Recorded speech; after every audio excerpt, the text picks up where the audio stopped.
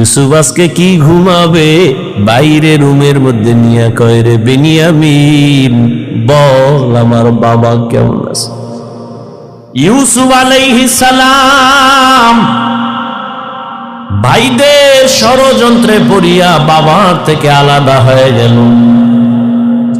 সবাই বাবারে খেলার নাম বইলা ইউসুফ নবীরে নিয়ে গেল। বাবায় ছাড়তে চায় না, কিন্তু কলে কৌশলে আটকাইয়া যখন নিয়ে যায়, ইয়াকুব নবী চোখের পানি ছেড়ে কান্না করে।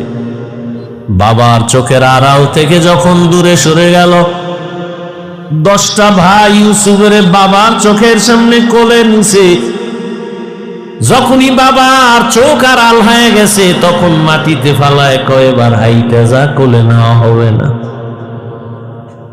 নিতে নিতে জঙ্গলের ভেতরে এক ভাই মারে, আর এক ভাইরে কয়, এবার তুই মার। ওই ভাইদের মধ্যে যিনি বড়, তার নাম ইহুদা। বড় ভাই কয়, ওরে মারিস না, ও ছোট মানুষ, ওরে মারিস না।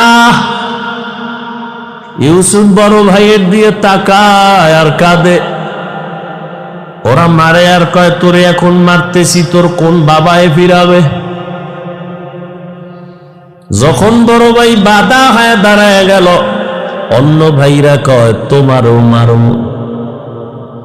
ভাই চুপ হয়ে গেছে। কূপের কিনারায় নিয়ে জামা খুলিয়া যখন ইউসুফের রশি দিয়া বাঁধে ভিতরে ফালাবে কূপের মধ্যে, ইউসুফ নবীরে যখন ফালায় অন্ধকার ময়লা পানির ভেতরে, আমার আল্লাহ বরদাস্ত করতে না পেরে বলে, জিবরাইল যাও, আমার ইউসুফের বস্ত্র জানো না খুলে জান্নাতি একটা জামা নিয়ে পরায়া দাও, আর নিচে পাথর দেও, ময়লা পানি যেন ইউসুফের গায়ে স্পর্শ না করে। ইউসুফ পাথরের উপরে দাঁড়ায় যাবে। ওরা রশি দিয়া বেঁধে যখন ভেতরে ছাড়ছে, কিছু দূর যাওয়ার পরে উপর দিয়ে রশি কেটে দিয়েছে। ঘাম কইরা পইরা পাথরের উপরে ইউসুফ দাঁড়ানো, জান্নাতি জামা পরা, আর আলো তো লাগবে না। ইউসুফ নবীর চেহারায় পুরো অন্ধকার, কূপ আলো হয়ে গেছে। সুনিদা কায় বুয়াদ মানন্দ দিদা, তোরা দিদা ও ইউসুফ সুনিদা। সবাই চলে গেল। কৃত্রিম রক্ত লাগায় বাবারে ধোকা দিছে, আপনারা জানেন।